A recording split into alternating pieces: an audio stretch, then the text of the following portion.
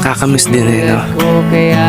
Yung lugar na kung saan tahimik, sariwang simoy ng hangin, mga huni ng ibon sa paligid. Yung tipong pagising mo sa umaga, wala kang iniisip na problema. Tamang higop ng kape at kwentuhan kasama ang pamilya. Nakakamiss lang yung buhay probinsya. Bibili ako ng kotse kasi sabi mo bawal